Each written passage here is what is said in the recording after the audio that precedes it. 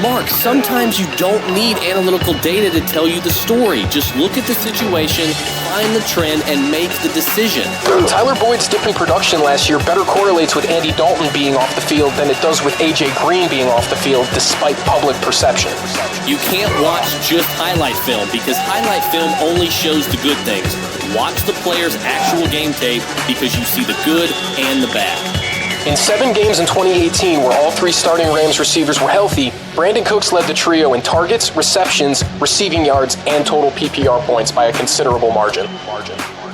It's a beautiful day for football. Welcome into the RotoBros Fantasy Football Podcast. I'm Chris McConnell. I'm Mark Wemken. And I'm the producer man. And we are the RotoBros. Okay, so maybe the producer man is not an actual RotoBro, but we like to call him a RotoBroski because he does he records our show and he edits our show and he makes it sound absolutely fantastic. So from his fingers to God's ears, I guess is a good way to put it. And I actually do know about fantasy football too, believe it or not. I'm going to have to beg to differ on that one. Okay, fellas, let's start with the intros before we get into our jam-packed show today for everybody. You guys are going to love it. But first, Mark, tell everybody where they can find you. So you can find me on Twitter at Mark Wemken. That's MarkWem as in Mary, Ken as in Nancy. Producer man, where's everybody going to find you? You can find me on Twitter at HumanStatSheet, or you can always head over to thefantasytakeaway.com. That's where we publish our podcast. Subscribe on iTunes, wherever you want. It's an absolutely great podcast, The Fantasy Takeaway. Joe Pollack and Murphy Hamilton, they are awesome. Go ahead and check them out as well. And you can find me on Twitter at Mind of McConnell. That's M as in Mark. At Mind of McConnell on Twitter. You can also find both of us, as always, at the home of the RotoBros Fantasy Football Podcast, and that is on Facebook at FSA Fantasy Sports Advice and Analysis. Go to Facebook, type in FSA Fantasy, join the group today. Mark and I will accept your request, and you'll be part of the largest, fastest growing, most active fantasy sports community on the planet. Definitely check it out. Okay, guys, we have a huge show, so we've got a lot to get to. There's not a whole lot of injury news, but there's one big, huge injury nugget here. Obviously, everybody knows what I'm talking about. And then there's another tiny one, and then we can get into our our week 3 recap. So let's start with the biggest news of the weekend as far as injury is concerned. The best running back in the NFL, Mark, you and I have said it for a long time. Saquon Barkley is going to be out 4 to 8 weeks, maybe even longer. He's got a high ankle sprain. So this is not good news for the Giants as far as their running game is concerned. Wayne Gallman's going to step in. In the meantime, obviously, they only have Wayne Gallman on the roster other than the fullback, Elijah Penny. So they're definitely going to add somebody in this backfield. What do you guys see what do you guys foresee, I guess is what I should say, for this Giants running game moving forward? I'm not going to go out there and reach for Wayne Gallman. I'm not going to reach for anyone that's filling in for Saquon Barkley, because the truth is Saquon Barkley is a generational talent. It's been said 1,000 times, but it's factual. He's the best running back in football, and he's great outside of structure. This is not an optimal running back structure for running backs. You just look at last year using the Quan Edge injury impact tool. Saquon Barkley missed 169 snaps last year. With Saquon Barkley off the field, yards per carry dropped by nearly 2 full yards. They averaged 3.29 yards per carry without Saquon Barkley on the field. Their explosive run rate dropped from 6.7% all the way down to 0. Like this is a problem. My only thing is it does look like that offensive line has progressed. I honestly think with Saquon Barkley off the field, this could be a good thing for Daniel Jones. I think he's going to be more inclined to push the ball downfield, and he might take off and run a little bit more as well. I just think his usage rate overall is going to increase. We're going to get into Daniel Jones and all of the other young rookie quarterback studs, at least is what they look like so far. We're going to get to that a little bit later, so definitely everybody stay tuned for that. But Joe, with Saquon Barkley, again, are you on I think Mark and I are obviously on the same page. I'm not reaching for Wayne Gallman either, but is he number one on your waiver list? He's probably number one on the list just because he's going to get the opportunities. And that offensive line, like Mark mentioned, has been playing way better than they did last year. Adjusted line yards, they're at 4.93 this year. That number was near the bottom of the league last year. So it's a situation where I'm not spending a ton of my fab on him, But if I'm the Saquon Barkley owner, I'm going out there and I'm trying to get him because odds are if you had the first pick, you're probably not going to be in a good situation at running back without Saquon Barkley. Yeah, and for me this year, Wayne Gallman is like the 2019 version of Elijah McGuire. Like everybody was going out to get Elijah McGuire when the Jets and the Raiders, even when he was on the Raiders, were having some injury issues at running back. And I was just sitting back. I'm like, I've seen this guy on tape. Like he's not a good football player. That's how I feel about Wayne Gallman. His college tape never jumped off the screen to me. His NFL tape hasn't done that. He was actually given the opportunity before they drafted Saquon, but he was given an opportunity to show what he could do. Didn't really show a whole lot. So I'm with you guys. I'm actually not even going after Wayne Gallman whatsoever unless I'm 100% desperate. But other than that, I agree. I'm not spending a ton of my fab on him either. Alex Collins is the counter argument there. Like Alex Collins is a bad running back, and he had some really productive weeks for the Baltimore Ravens because their offensive line was good and they were giving him the football. Yeah, and unfortunately, I don't think we see that sort of offensive line with the Giants. I think they're like middle of the pack right now, 13, 14, 15th in the league or something like that. So you can't really expect their running game to be super, impressive while Saquon Barkley's gone. So that's definitely not going to be a good thing for them. All right, so moving on to the next bit of injury news here is Cam Newton, quarterback of the Carolina Panthers. Cam Newton is going to be out for a while with a Lisfranc injury. His return, unfortunately, is unknown. We don't know when we haven't heard of a timetable yet. But he was actually ruled out earlier this morning. So a Tuesday morning, that's, to me, when you're ruled out that late or that early on in the week, that tells me that you are nowhere close to returning to game action. So in my opinion, I think we're going to see Cam Newton probably out 3 to 4 weeks, if not more. But obviously, Kyle Allen is the big story there. He's going to be starting for Cam Newton in the meantime. And I'm telling you, this past weekend, guys, he was absolutely shredding the Cardinals. Now, everybody has shredded the Cardinals so far, right? Both on the ground and through the air. But Kyle Allen definitely he came in his second ever start for the Panthers, and he really, really looked like a very competent quarterback. This is a guy that really had a great game, and I think he could really end up being the reason that Cam Newton is no longer the Carolina Panthers starting quarterback. I don't think that's going to happen immediately. I think when Cam comes back, he's immediately going to be thrust in that starting role again. But do you guys foresee a possibility in the future where Cam comes back immediately, is the starter, doesn't play well, and then Kyle Allen's he is benched for Kyle Allen? I don't think Cam Newton's ever going to lose his job as long as he's a Carolina Panther. I think they have way too much money invested in him. He's a fan favorite. He's a city favorite. He's an ambassador for the city of Carolina. I don't think he would ever actually get outright benched if he's healthy enough to play. Now, with that being said, the Panthers may have something here in Kyle Allen. He didn't play a ton in 2018, but we did get a small sample of just what he could do. And when he played last year, 60.6% run success rate compared to 52.7 with Cam Newton on the field. Like, this team was a little bit better. It was like they had a bit of a spark with Kyle Allen. Allen averaged 8.6 yards per attempt compared to 7.6 with Cam Newton on the field last year. And you look at what Allen did last year and in his first start this year and compare it to what Cam was doing. Cam Newton only had a 47.2 passing success rate. He had a 6.51 yards per attempt. Those are both garbage. They're absolutely terrible. And Kyle Allen looked good. And a big part of that is this system. This is a good system. He's within a structure with some really good pass catchers. He's got Christian McCaffrey, who is arguably the best multi-purpose tool in football. He's got DJ Moore. He's got Curtis Samuel. He's got Greg Olsen. He's got a slew of weapons to work with, and he can run. He's a good athlete that can run. And Greg Olsen is seemingly coming alive again. Yeah, but didn't we kind of see that coming? He's been banged up with injuries, but Greg Olsen is a borderline Hall of Fame tight end. I think he's going to be good until his final snap. He honestly looks like he has 2 legs for the first time in about 2.5 years. So I don't know when it's going to end, but I'm excited for it right now. Okay, let me ask you guys this while we're talking about the Carolina Panthers.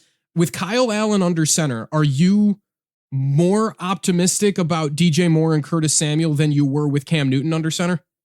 With the way Cam Newton was playing, certainly. Like if it was vintage Cam Newton, yeah, maybe even vintage Cam Newton isn't as good of a passer as we saw Kyle Allen be in week 3. Yeah, and you know what? Chris and I had a conversation about this earlier in the week regarding whether or not to start DK Metcalf and DJ Moore, and essentially the final argument was: would you rather start a receiver with Kyle Allen throwing to him, or would you rather start a receiver with Russell Wilson throwing to him? And on the surface, I agreed with Chris a lot, but I was still starting DJ Moore wherever I had him, only because number one, it was a soft matchup, but number two, like, Kyle Allen has given us no reason to believe he's not a good passer. He's given us no reason to believe that he can't throw the football well. So I'm optimistic about both DJ Moore and Curtis Samuel going forward. I think both of them played very well. DJ Moore only saw the 2 targets. He saw a decline in target share, but he also he took one 56 yards to the house. So Curtis Samuel 8, Greg Olsen 8, Christian McCaffrey 8. This could be an upgrade for the offense as a whole. Yeah, it's funny because the DK Metcalf and DJ Moore discussion earlier this week, it ended up being, I mean, not completely moot. Obviously, DJ Moore ended up with the touchdown on, I think it was just a single catch. DK Metcalf had 2 catches for more yards, but he didn't have a touchdown. So it was kind of strange how that happened. But so it ended up being a pretty even, argument there. But I'm going to give Kyle Allen one more. Like, everybody wants to crown Kyle Allen after 1 week. I'm going to give him an additional week this week against Houston, and I want to see what he can do then. If he can go to Houston and he can have another solid game and slice up that defense, look, I'm going to be at that point. I'm going to be all in on that. That doesn't mean that I'm not going to start DJ Moore if I have him. I trust DJ Moore just being DJ Moore, whether it's Cam Newton or Kyle Allen. But if the question is, do I trust DJ Moore more with Kyle Allen or more with Cam Newton? I think what I saw on Sunday is going to be, the answer is going to be Kyle Allen. But again, people need to remember he was playing the Cardinals. So that's why I think we do need to give Kyle Allen at least one more week to see what he can do against more than one defense, which is arguably the worst defense in the league. Sticking with, we mentioned DK Metcalf for sticking with the Seahawks. Do we have an issue in Seattle with Chris Carson? Because a lot of people seem to be starting to panic on Chris Carson after he had his 4th fumble in 3 games. He obviously seemed to be in the second half, seemed to be in the doghouse with Pete Carroll. However, Pete Carroll after the game said, look, we trust Chris Carson. We're going to show him that we trust him, and we're going to stick with him. And, they love this guy. They've loved this guy since 2017 when he popped on the scene. He's a very talented running back, in my opinion. I love Chris Carson. I've been Team Carson since day 1 of his day in Seattle. So are you guys selling Chris Carson? Because I'm buying him low personally. I was making that argument yesterday to a lot of people on Twitter and in FSA, buy low on Chris Carson. And I listed off all these different reasons. Are you guys on board with me on that?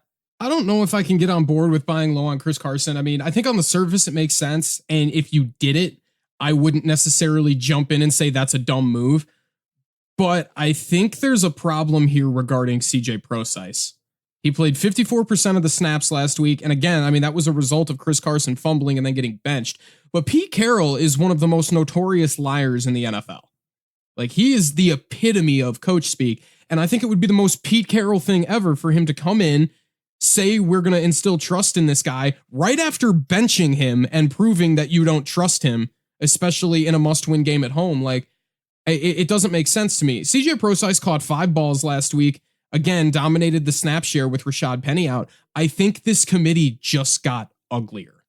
And I don't think I want the burden of Chris Carson right now. No, I'm absolutely not buying low on Chris Carson, but you can't sell him either because he's had, like you said, 4 fumbles in 3 weeks. He's not a guy that you can go out there and get the kind of value that you'd expect out of, so you just have to wait it out. Pete Carroll's lying. He's definitely losing touches because of this fumbling issue. Well, see, we'll see about, because I think Carson's going to be fine. Fumbling, luckily for running backs, is for such a serious issue that it is, because I say it all the time, there's 2 things that'll rip a running back off the field quicker than anything, and that's ball security issues and pass pro issues. Okay. And obviously Carson's dealing with one right now. He's going through a little bit of a rough patch, but he's never had a history. Even at Oklahoma State, he never had an issue with ball security. So this is the first time it's happened. sometimes running backs go through this. I think it was Ezekiel Elliott led the league last year with 6 fumbles. Am I unless I'm mistaken on that? So producer man, you can. Ezekiel Elliott also touched the football nearly 400 times.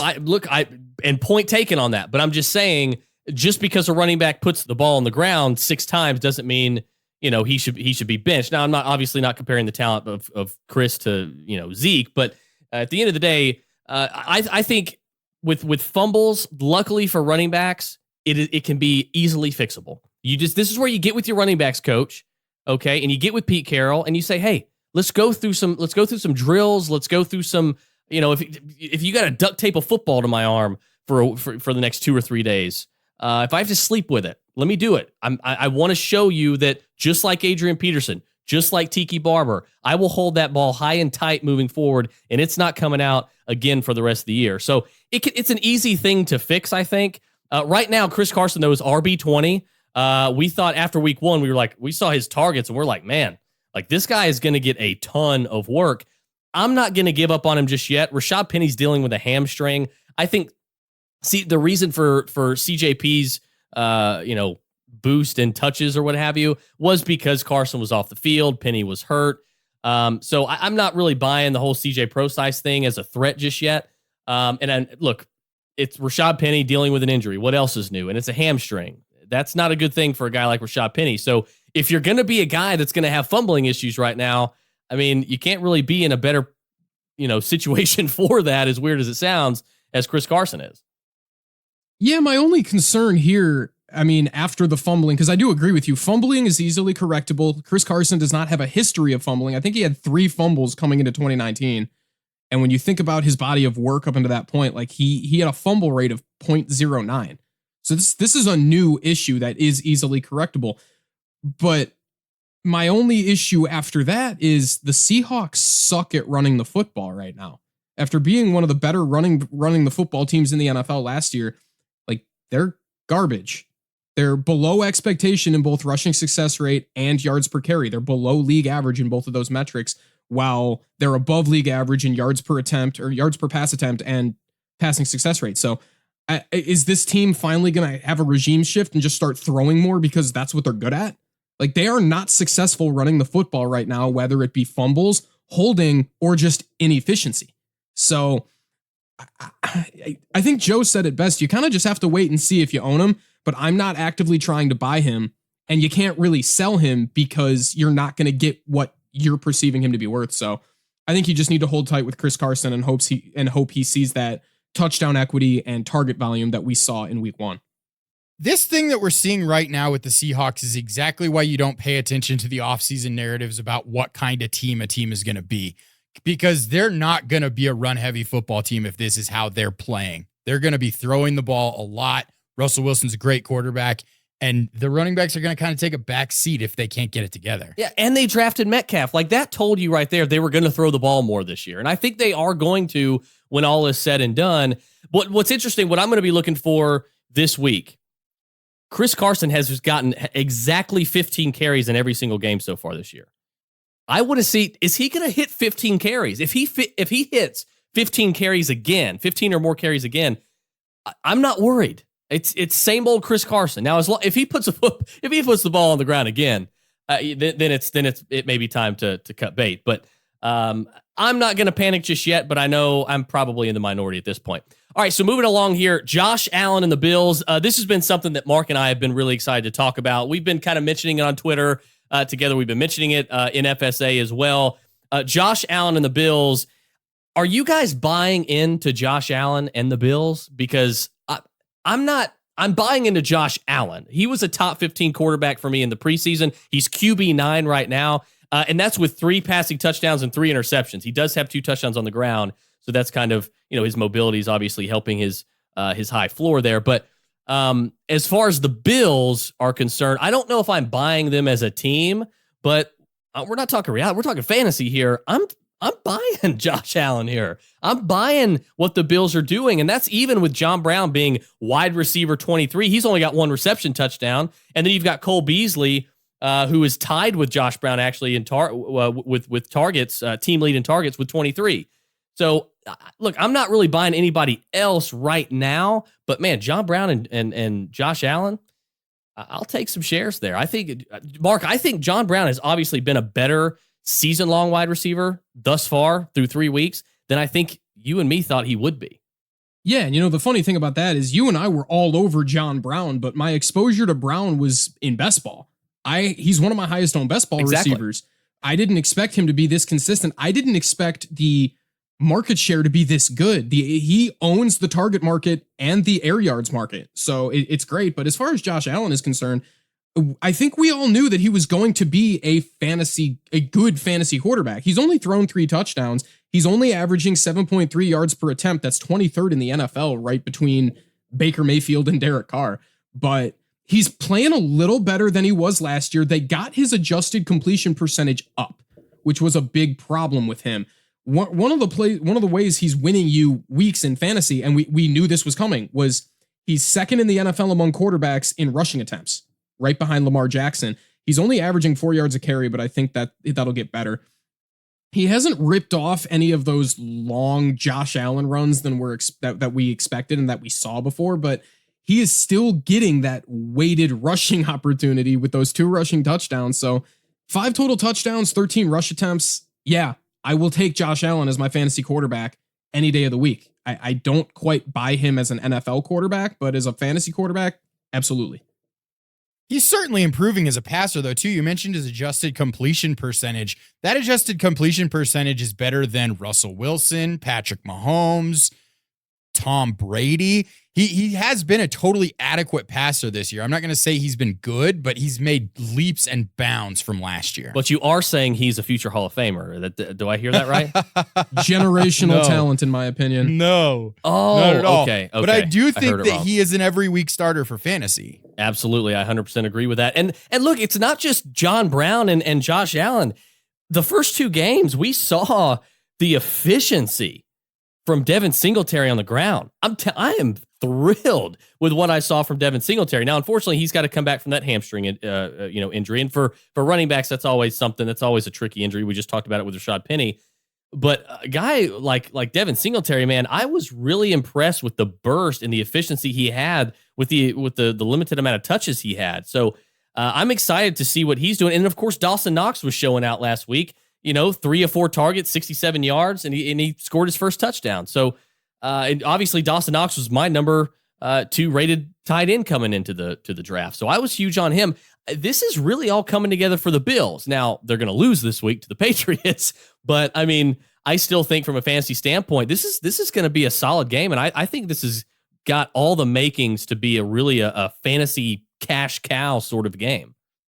Put John Brown on your bench, though. Do not play him this week. No way. Yeah. No way. This is an interesting game. This is actually a very interesting game because the Patriots enter as they're 7-point favorites. They're 7-point favorites, which is kind of a wide margin, but like not really. It's got a low total. It's got a low Vegas total, 41.5. But I'm kind of with Chris here. I could almost see this game going over just because, the Patriots get out to an early lead. The Bills start to play catch up. They make the game close. They pull within 7, and then they just start trading touchdowns to end the game. I think that's within the realm of possibilities. And I think you can start Josh Allen this week because he can turn the ball over 4 times and still score 20 fantasy points. He did it in week 1. All right, so from the Bills quarterback to the young quarterbacks that seem to be taking over the league right now, Daniel Jones, Gardner Minshew, we just mentioned Kyle Allen earlier, and of course Mason Rudolph. So obviously Gardner Minshew has been a story he has obviously already become a legend, and he's been a story for a couple weeks now. But Daniel Jones and Mason Rudolph, most notably, making their first 2 starts in their NFL career. And let's start with Mason Rudolph because I think there's going to be a lot more to say about Daniel Jones here. But starting with Mason Rudolph, I think a lot of people panicked, at least from what I could tell. A lot of people panicked when Roethlisberger went down with the elbow injury. He's out for the season. Can Mason step up and do it?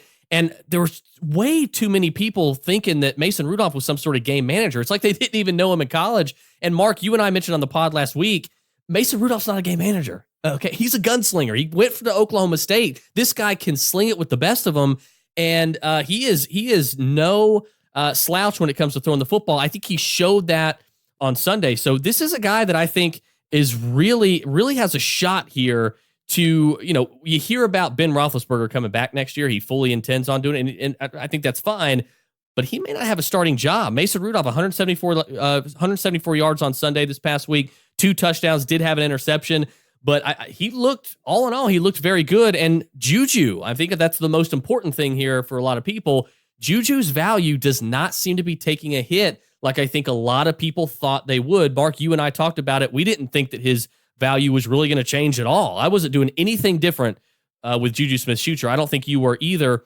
But Joe, what about you? Are you worried about Juju at all? What do you think of Mason Rudolph? What are your thoughts on this passing game for the Steelers moving forward?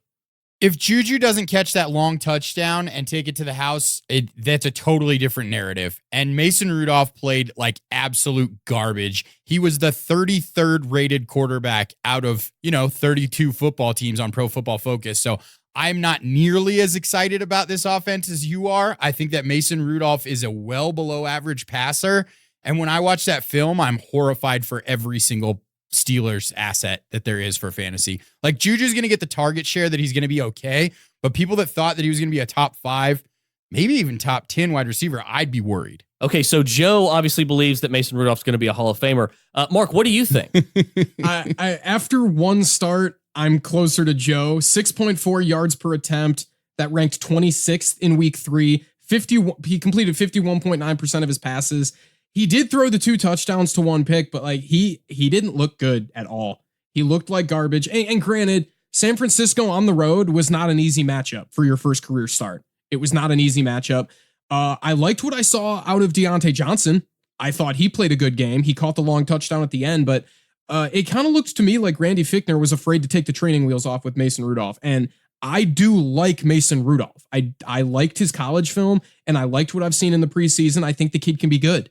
But this was not a good debut, in my opinion. He did not look good, struggled to complete passes, was very inefficient. And I'm now starting to get a little worried with Juju, just because if this kind of play continues, it's going to be rough. Juju's going to need some serious weighted opportunity to meet expectation for me.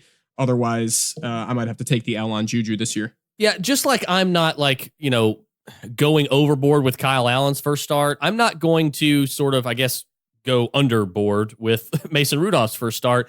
He didn't look great, but I think, it wasn't the best situation for him. I think he'll be okay. He can be a decent quarterback, but he does have some things to work on. However, I think one good thing for him, and this is something that I mentioned last week on the podcast to you, Mark, was that I think this could be a buy low time for James Conner. James Conner he hasn't really had that breakout game yet that a lot of people, have been hoping for. A lot of people most people were drafted as a top 10 running back, obviously. So a lot of people are pretty disappointed in what they're getting with James Conner right now. But I think this is a good buy low place for him, because now they can maybe sort of lean more on the running game, which again may not be a great thing for Juju.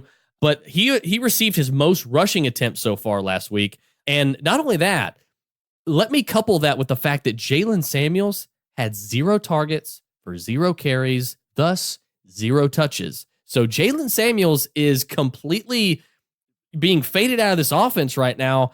This is a really good buy low point, I think, again, for James Conner. So, leaning more on the run game could end up doing some good things for Mason Rudolph. Yeah, but one of the things that made James Conner so valuable last year was the fact he saw such a crazy amount of targets. Like he did catch 4 passes in week 3, but he only took them for 17 yards. James Conner has not looked like the running back I saw on film last year. He looks like a less elusive, less prone to yardage after contact like I saw last year. He just doesn't he only had an 18.1 elusive rating in week 3. Like he doesn't look nearly as good as I saw.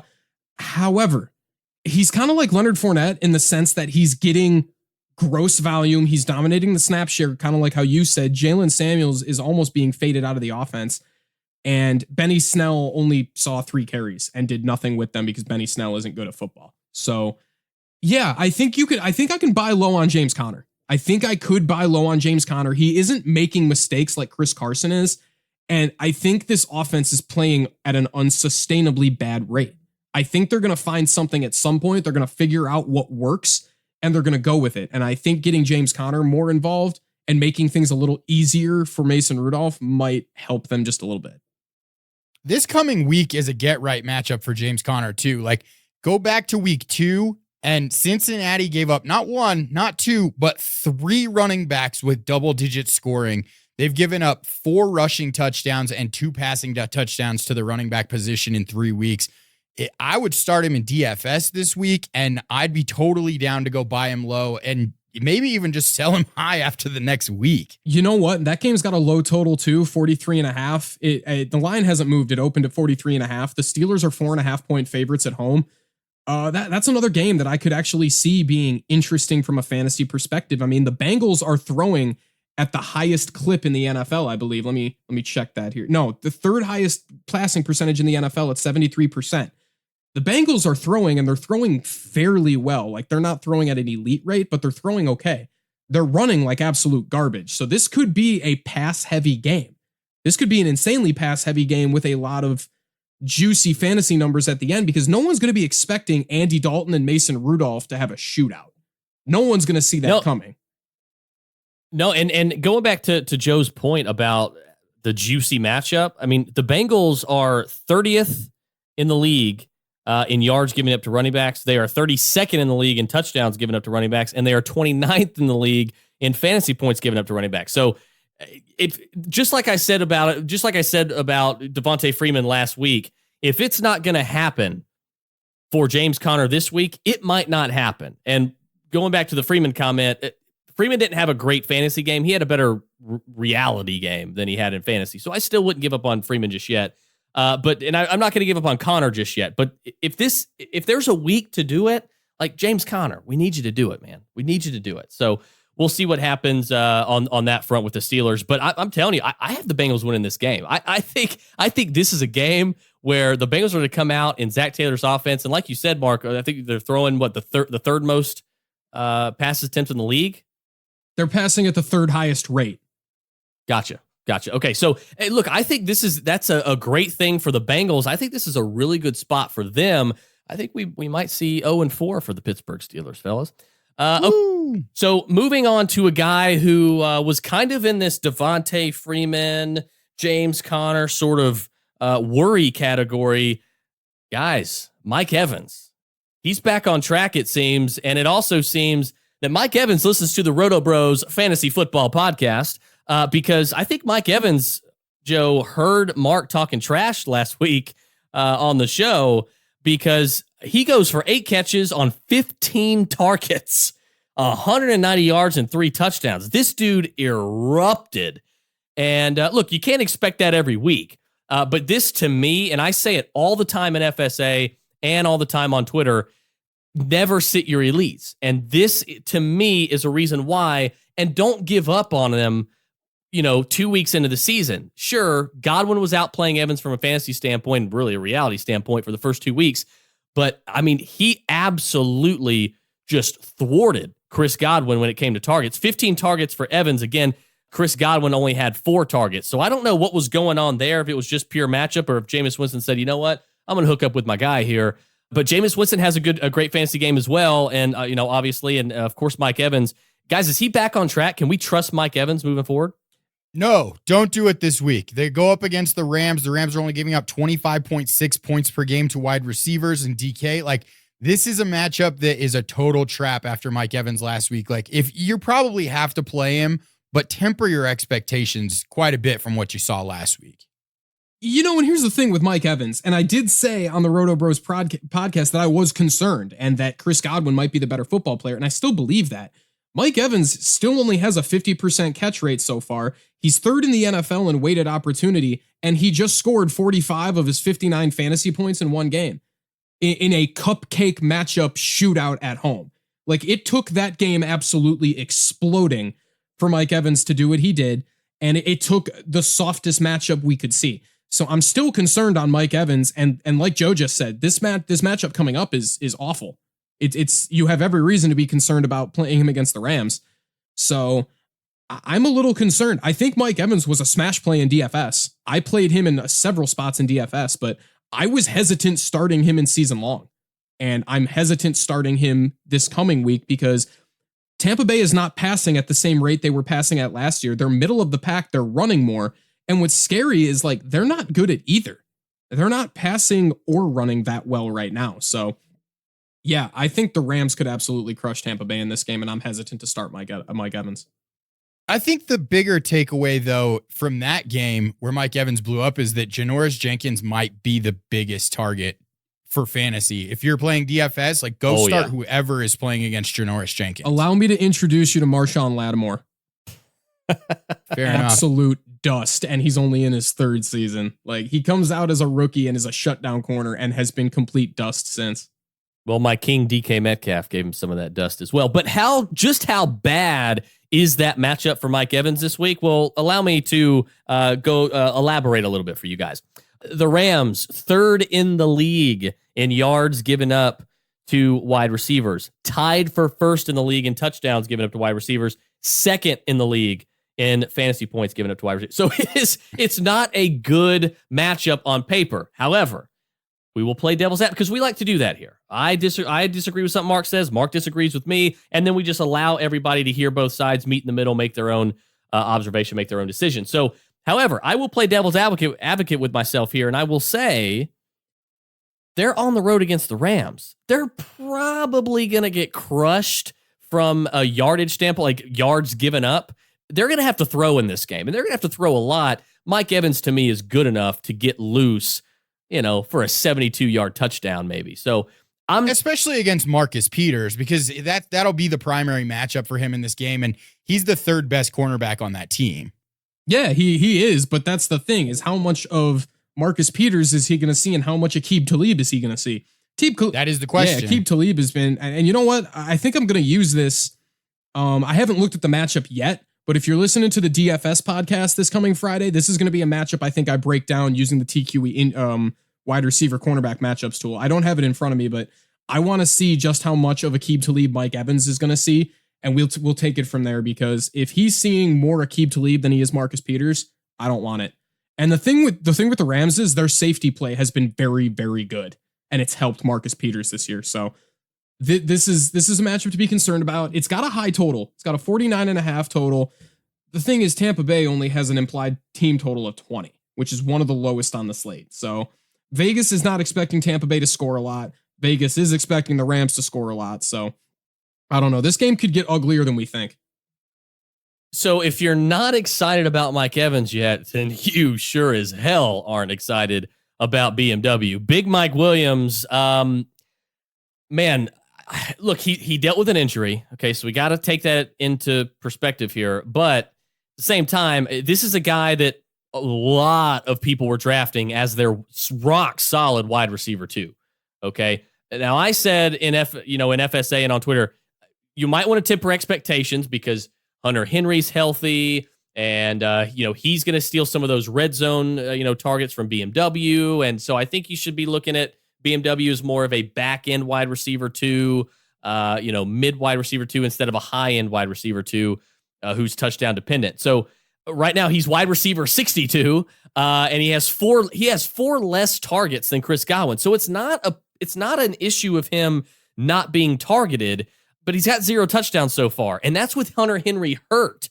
So is it time to panic on BMW? Because I'm going to be honest with you, even as my wide receiver 3, everywhere that I have him, I didn't take him as a wide receiver 2. I took him as a wide receiver 3 because I thought that was, the best. The best way to sort of play that, because I didn't trust that he would be a rock solid wide receiver too, especially with Keenan Allen and again what we thought would be Hunter Henry. But are you guys selling BMW outright, or are you guys going to stay patient with him? You think you could have a breakout game coming up?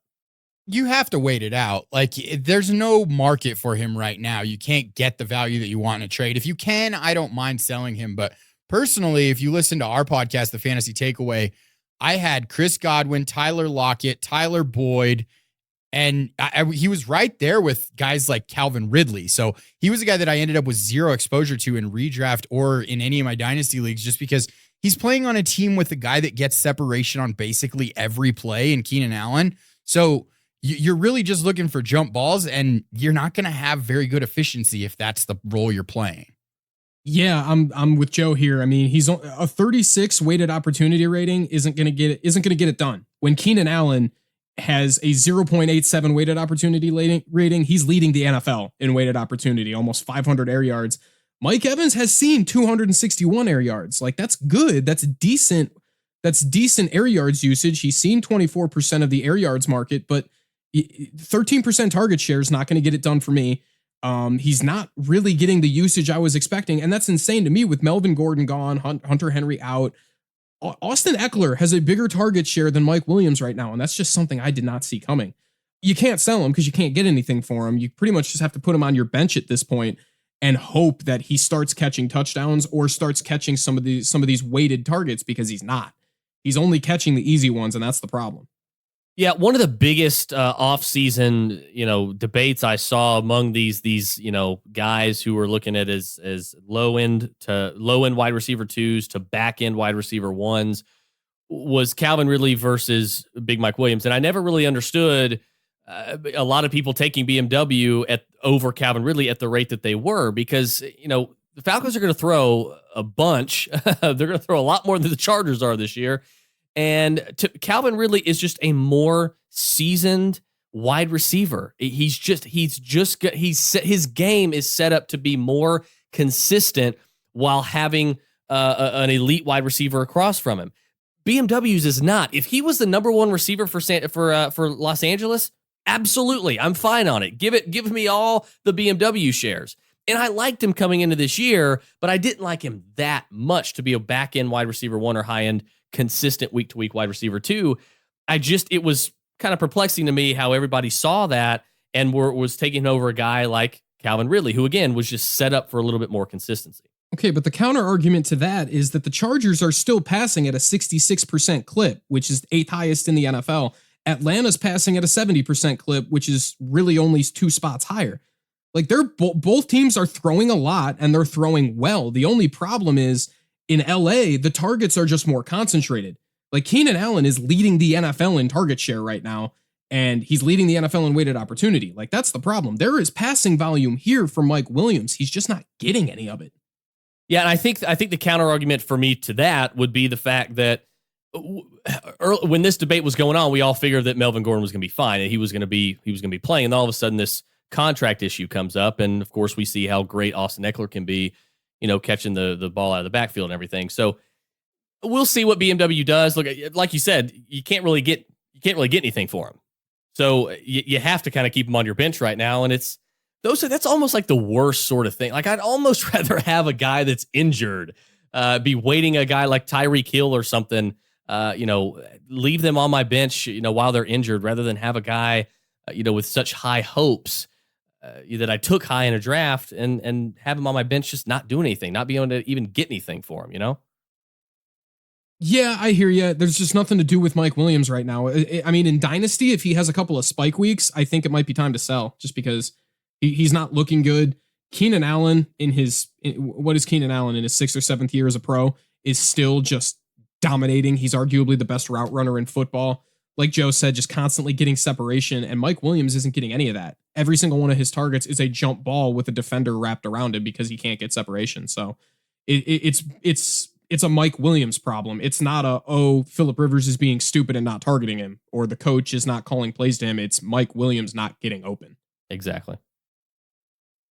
All right, so keeping with the AFC, let's move to the Indianapolis Colts, and let's move to Jacoby Brissett. Is he emerging as the maybe the franchise quarterback for these Indianapolis Colts here, guys? Joe, I mean, look, if people listen to the RotoBros last week, or not last week, but a couple weeks, if you've been listening to us since we've pretty much had the podcast, these last 10 episodes, you would know that, Jacoby was going to be in for a solid season.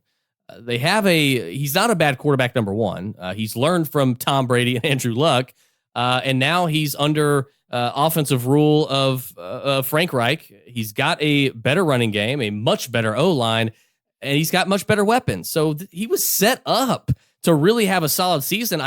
Mark and I were pretty perplexed by the fact that people were so low on him. What's your take on Jacoby? I think Jacoby Brissett is an all right quarterback. I wouldn't say he's going to be a franchise quarterback. He's not going to put teams on his back and just carry them to victory, but he can support some pretty good fantasy assets. He's a pretty good streamer. He's a great DFS play if he stays as cheap as he has been. I think that he's more of a bridge than a franchise, though. Yeah, I think that's fair. My biggest problem with Jacoby Brissett up to this point is he's only attempted 7 rushes for 38 yards. He's not rushing well at all. And that was something I didn't expect. I expected him to run a lot more than he has. I expected him to be at least 12 or 13 rushing attempts like this. He was running all over the place. And I guess that might be because he had a worse offensive line and he was scrambling more. But he has not ran that much, and he's only averaging 7 yards per attempt. I mean, that's 22nd in the NFL, right there with Jared Goff and Joe Flacco right now. Derek Carr is averaging more yards per attempt than Jacoby Brissett right now. The good thing is he has been fairly efficient, 71.7 completion percentage, 7 touchdowns, only 1 pick. This team has completely altered their chemical makeup as a result of Jacoby being their starter. They went from having one of the highest pass rates in the NFL last year with Andrew Luck to they now have the, 5th lowest passing rate in the NFL this year at just 52%. And they're running so well. They're above league average in both rushing success rate and yards per carry. A big part of that is the offensive line. A small part of that is Marlon Mack just being a good running back. So Jacoby Brissett is a game manager. He is a game manager that is capable of a couple of DFS spike weeks. So I'm a little disappointed with what I've seen for my season-long shares and my best ball shares, but it looks like his spike weeks are going to be pretty easy to predict. So that's good for DFS at least.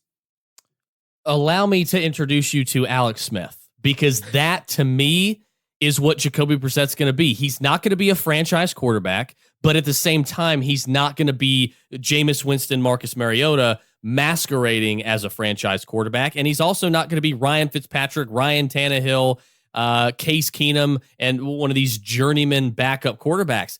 Look, this is a guy, I think, he's going to play for several teams in his career, but he's always going to be a solid starter for probably a year or two at a time, like Alex Smith was. And look, especially with this 2020 draft class is absolutely stacked at quarterback. Tua Tagovailoa, Justin Herbert, Jake Fromm, Jacob Eason, Steven Montez, KJ Costello, Joe Burrow, and Jordan Love, Sam Ehlinger. I mean, this is a draft class that is loaded at quarterback. You got to take a deep breath before you talk about them, because there's so many guys that are going to be looked at as franchise quarterbacks from this class. I'm telling you, don't be surprised if the Colts take one of these guys in the first 2 rounds in this upcoming draft in April, because, I don't think Jacoby is going to sell anybody as that franchise guy, but could he get them to the playoffs? Sure. I don't think that's out of the realm of possibility at all. I think for that to happen, they're going to need to play better defense. They didn't have Darius Leonard. And I mean, I talked about this on the DFS podcast to target Atlanta Falcons against this defense with Darius Leonard out in a dome. Those were big plays for the RotoBroskis. So that's what's going to need to happen if they're going to make the playoffs. I don't think Jacoby Brissett can backpack them to the playoffs, but I do think he can game manage them to the playoffs if the defense plays okay and the offensive line stays healthy. I think he can. He's not going to be a guy that'll cost you games like a Jameis Winston or a Mitchell Trubisky. He's not going to cost you games, but he's not going to be a guy that I really trust to go out there and win me games when the defense or the offensive line doesn't show up. So I think the Colts are sitting okay right now, so long as what they're good at stays healthy. There were 2 teams in the NFL that Mark and I told you were in good standing, as long as they stayed healthy, to double their win total. That was the Jets and the 49ers. Well, one of them seems to be well on their way, and it's not the New York Jets. It's the San Francisco 49ers. Guys, first of all, there's 2 things that I want to cover here. The 49ers backfield, there's some confusion there. It seems like every guy has their own assignment. You have Jeffrey Wilson Jr. now. He seems to be slotted in as the primary goal line back. And then you have, Tevin Coleman is obviously injured, so he's not there. You have Matt Breida sort of doing sort of everything, except he doesn't score touchdowns. And then you have Raheem Mostert, who's pretty much doing everything as well. He's leading the backfield in total yards. So it's odd. It's definitely a situation to avoid, especially for fantasy purposes. But this team right here, I mean, this is an interesting football team. Do we expect the winning ways to continue? And what about this backfield? I think when we start seeing Tevin Coleman come back to health, which should be within the next week or two, actually, I think we're going to see JWJ as the one that's going to be inactive. He's not going to be the one that's suited up. But regardless, right now, I mean, he's got, I guess, a little bit of value because he's getting that work on the goal line. Yeah, they've pretty much announced that he's their goal line back, and they haven't swayed from that. He's been getting all the carries inside the 20. I think that this is a total situation to avoid on offense, and it's not just because it's a committee backfield. It's also because their quarterback play has been atrocious. Jimmy Garoppolo. Whoa. No, it has not. Yes, it has. Last week was okay, but the 2 weeks before that were absolutely atrocious. I call BS. He's third in the NFL in yards per attempt, and he's PFF's 13th highest graded passer through 3 games. I've watched the film on it. I've watched the All-22 from all 3 games. I'm not with you on this one. I think that's a bad take. He's not that guy. Like, he's an okay quarterback, but he hasn't been playing as well as the numbers say he has. I think he's above league average, and he's in an optimal system. I don't think he's an elite quarterback. I don't think he's a top 10 quarterback, but I do think Jimmy Garoppolo is probably a top 16 quarterback that can absolutely get you to the playoffs, when he's hot. The thing here is San Francisco has the second highest run rate in the NFL, right behind the Minnesota Vikings. 51% rushing success rate, 3 points above league average. They're averaging 4.6 yards per carry. That's, 0.3 yards above league average, but they're passing well. 8.9 yards per attempt and a 53% passing success rate. Both of those are well above league average.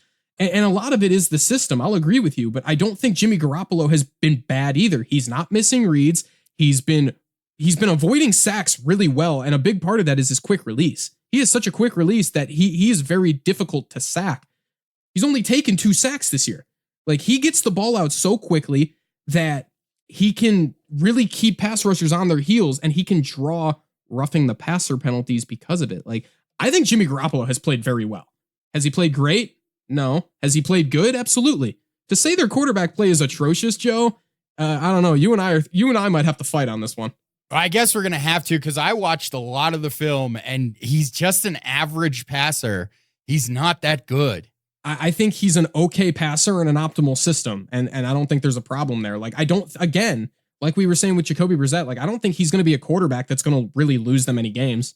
This conversation is more about the defense than it is about the quarterback, though. He can play the way he has, and if the defense continues to play the way that they have, they're going to win football games. But if they take any steps back, he's not good enough to carry this team. Well, this conversation is actually about to turn into a conversation about the offensive line, because with Joe Staley set to miss some time with a broken leg, they are PFF's 17th ranked offensive line. That's obviously probably going to get worse. They're going to move down a little bit without Joe Staley in the lineup. So that's going to be something I think that people need to look at for when it comes to Jimmy Garoppolo as well, is what are we going to expect from this offensive line? Not only should that affect the running game, but it's also going to affect Jimmy Garoppolo as well. Look, I think Garoppolo I'm kind of in the middle with you guys. Like, I think Mark may be a little high on Jimmy. I think Joe's a little low on Jimmy. I'm kind of right in the middle of you guys here. I think he's good enough. One of you just said that you think he could be, a top 16, 17 quarterback. I don't disagree with that. I think I had him as far as a fantasy quarterback. I think that I had him right there as well preseason. So this is a team that his number 1 wide receiver right now is Deebo Samuel, who's a rookie. Dante Pettis, yeah, he scored a touchdown. We'll get to him in just a second, but Dante Pettis has not shown that he is that number 1 guy. Of course, you have George Kittle, and that's all good, great, grand, and wonderful. But at the end of the day, you still need that absolute number 1 wide receiver. I don't think Deebo Samuel will ever be that. I think he's more of a solid complement, but I think that could really, help vault Jimmy Garoppolo up a couple levels in this, in this quarterback tier. So there's going to be some things to look out for the 49ers. I think this 3-0 start is a little optimistic, because I think it's about to get a little bit worse for them. Just look at it this way, Mark. Josh McCown and Jimmy Garoppolo have on almost exactly the same Pro Football Focus pass grade. Like, he hasn't been great. He's been pretty bad. Gardner Minshew's been better. Derek Carr's been better. Baker Mayfield's been better. And all those guys have been pretty darn underwhelming this season. Okay, but counter argument, from a Pro Football Focus passing grade perspective, number one, Baker Mayfield has been fine. It's Freddie Kitchens that's the problem. Baker Mayfield is playing decent football and is suffering because of his head coach. So I'm fine where Pro Football Focus has him. With Jimmy Garoppolo, he's ahead of Matthew Stafford. He's ahead of Jared Goff. He's ahead of Matt Ryan. He's ahead of Daniel Jones. Like, he's playing good football. He's not really making any mistakes. 2 of his interceptions bounced off his receiver's hands. Like, would you say that you're impressed with any of the guys that you just mentioned so far this season outside of Daniel Jones's numbers? I'm absolutely impressed with what Matthew Stafford's done. Absolutely. I like the way Matthew Stafford has looked, like, a lot. He's just been all right to me. 7.8 yards per attempt, 6 touchdowns. I like what I've seen. He's been a lot better than last year. I know last year he was playing hurt. I'm not in love with the system he's playing in. I think he's playing in an average structure, and he's producing. So I like what I've seen from Matthew Stafford. Jared Goff is in a similar situation to Jimmy Garoppolo and has looked like garbage. He has everything schemed for him. He has his coach reading defenses for him because the Rams play at such a high pace that Sean McVay is in his ear all the way up until the snap, and he is still making mistakes and missing throws. Jimmy Garoppolo really isn't. He's completed nearly 70% of his passes, and like I've been saying, I mean, 8.8 yards per attempt is damn good. Regardless of how good the system is, like, I think Jimmy Garoppolo is playing solid football right now. We're going to come back to the 49ers here in just a second because we got to get to Dante Pettis here in a moment. But Joe just said the magic word, and I can feel my pants getting a little bit tighter. Daniel Jones. We kind of skipped over him like earlier that on the show. This is a family show. Well, you know what, Mark? This is close your ears, kids, because we're talking Daniel Jones. Joe, guys, we kind of skipped over Daniel a little bit ago. Daniel, forgive me, please. He absolutely, Mark, last week, I told people verbatim, do not expect Daniel Jones to bust through the door like the Kool-Aid man and throw for 365 yards and 4 touchdowns because he's not Pat Mahomes. Okay, well, what so did he do? He busted through the door like the Kool-Aid man, and after one start, he throws for like 336 yards, and he has 4 total touchdowns. Throws 2, runs 2. One of them was ended up being the game-winning touchdown. He played very, very well. He had some rookie mistakes. There were a couple turnovers there. One of them to me wasn't his fault. But I want to stress this to people. He did play the Bucs. Okay. He did play the Bucs, so that's a good first start to get.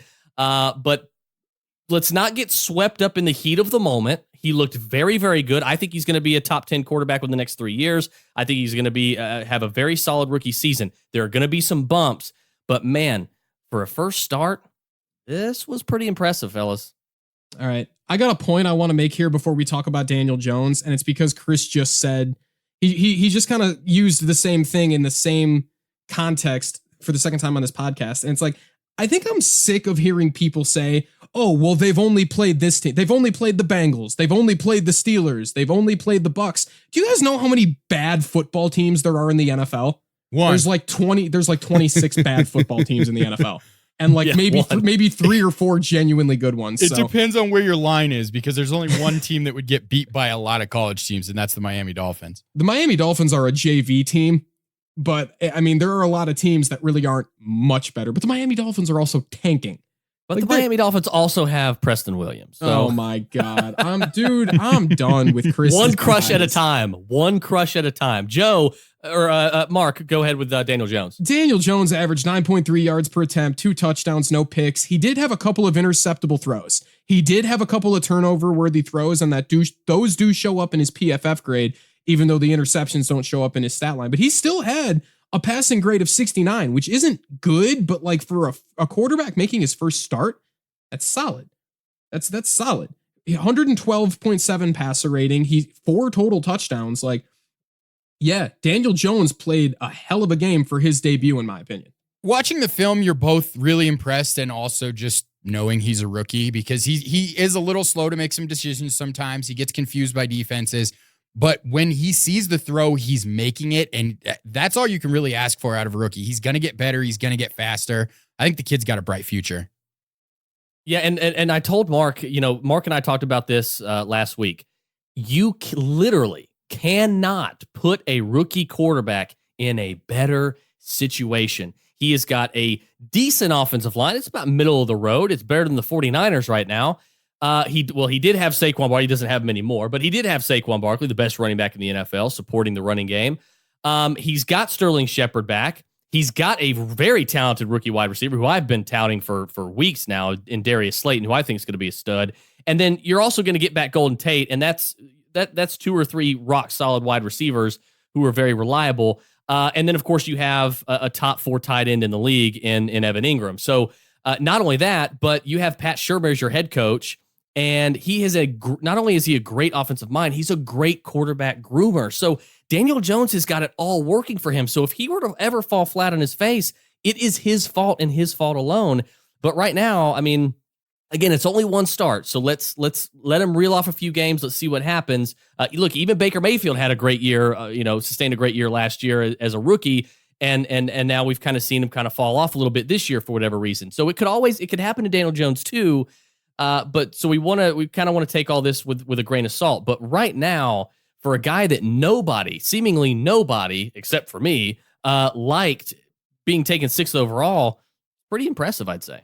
Dude, is your back sore from patting yourself on the back so much? It does kind of hurt a little bit. Good God. You're selling the Giants offensive line short a little bit, though.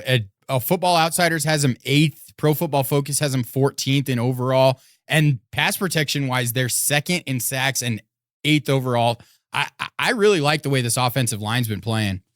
Yeah, I'm with both of you guys. I liked what I've seen. And then, like I said earlier in the show, I'm not interested in investing in the running game with Saquon Barkley out.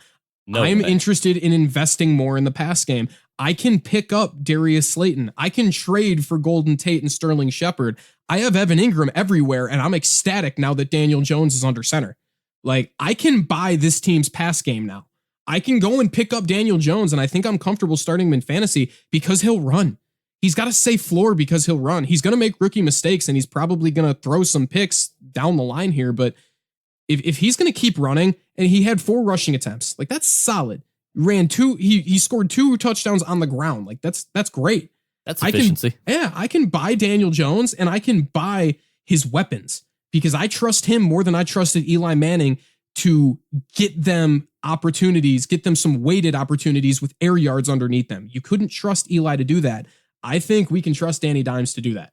Yeah, I saw a meme over the weekend with Eli Manning, and it said something. It was like Daniel Jones rushes for 2 touchdowns against the Tampa Bay Buccaneers, and then below at the bottom it had Eli Manning, and the caption was, "Whoa, we don't do that here." So I thought that was kind of funny. It's a changing of the guard here in the Big Apple. Okay, so kicking it back over to the other side of the country, back to the San Francisco 49ers. Guys, this is not a false alarm. We had a Dante Pettis sighting this week. We had a Dante Pettis sighting. He is alive. Alive. It's alive. It's alive. If he was alive a little bit, I guess. I mean, maybe he was still kind of dead on the inside. But hey, he caught 4 or 5 targets, 20 yards. He had a touchdown. So I mean, it's a start, right?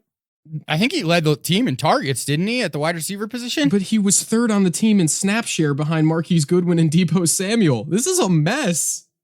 I don't really want any of those guys. If they're only playing like 50% of the snaps each in most games, it's tough to invest in any of them. No, I agree completely. I can't start any of them right now. Marquise Goodwin is still leading in snap share, but the problem is it's still George Kittle's world and everyone's living in it. Just in week 3 alone, George Kittle saw 8 targets, 25% target share, led the team in weighted opportunity. Deebo Samuel was 2nd with 8 points less.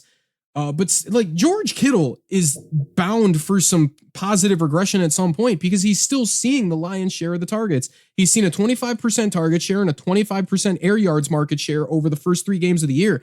He's due for positive regression at some point. He's had 2 touchdowns called back on him, and one of them was a very questionable callback and a very questionable penalty. So he's still the only piece of this passing game outside of the quarterback that I want in fantasy. You can't start any of these wide receivers. If you have Deebo Samuel stashed on your bench, I'm for it. I'm with you, but you can't start him right now. You most certainly can't start Dante Pettis if he's only playing 40% of the snaps. And even Marquise Goodwin, he only saw a 6% target share. Like, you can't trust him either. Yeah, that's kind of where I'm at. Like, if I have Deebo Samuel in plenty of leagues, and of course a lot of in Dynasty, but I have him in plenty of redrafts as well. But he's on my bench, and I think that's fine. You don't want to have him as your first flex option off the bench, or your one of your top 2 wide receivers in your lineup. But on the bench, I can deal with that. That's fine. Look, the 49ers, even with this unproven receiving core, like, they're spreading the football around. Pettis was 1 of 8 players to catch a pass on Sunday, so they're doing some spreading of the ball.